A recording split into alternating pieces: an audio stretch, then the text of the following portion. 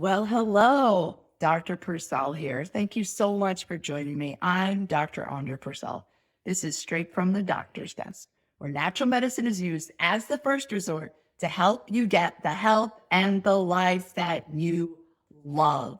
This week, we are focusing on prevention. It was the wise Benjamin Franklin who said, an ounce of prevention is worth a pound of cure. In essence, a small effort now saves a great deal later. This statement speaks volumes in terms of our health. Why does our culture and our healthcare system ignore prevention? They skip right over it. They wait on the sidelines, watching and waiting for diseases to develop without ever mentioning anything about prevention. It seems so backwards. Pants on backwards is what I like to say. According to the World Health Organization, 80% of all diseases out there are preventable.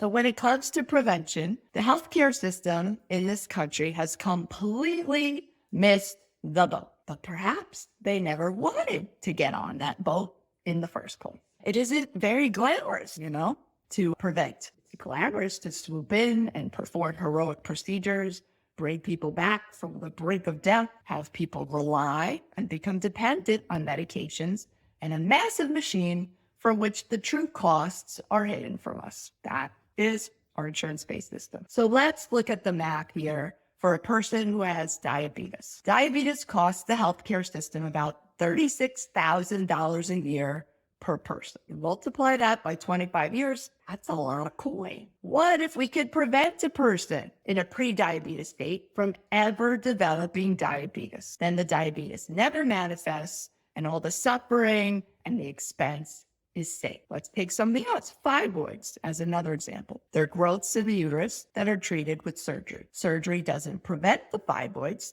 It removes them and the organ after they develop. What if we could prevent fibroids from growing in the first place? I spoke to a woman this week who had fibroid surgery 10 years ago, and now she has fibroids again. They all grew back. Why? Because the underlying hormonal imbalance that caused the fibroids to grow is still present. But we're not told that.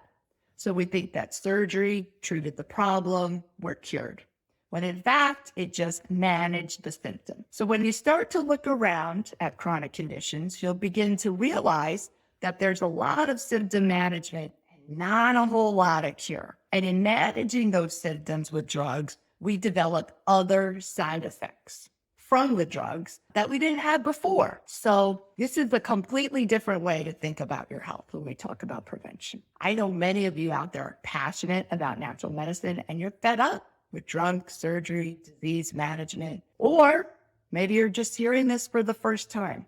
Either way, if you're watching this, you're in the right place. Just think of this. Have you ever seen a commercial that says, cancer is the second biggest cause of death? Here's what you can do to reduce your chances of developing cancer. All you have to do is eat 5 servings of fruits and vegetables each day.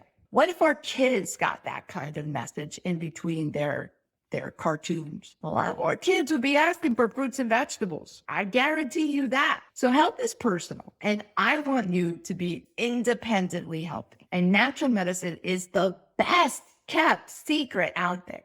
It works for many chronic conditions that are the bane of your suffering and affecting your quality of life and robbing you of a better quality of life. So let's face it.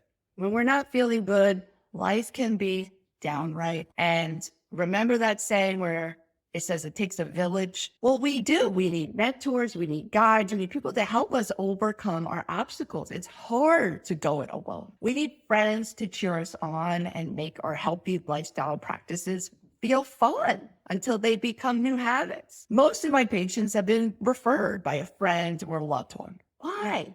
Because natural medicine is the best kept secret, and only people who know you and see your suffering are brave enough to suggest something so out of the ordinary. We need each other. So what can you do starting today to adopt a healthier lifestyle for yourself? Well, very simply, start by drinking more water.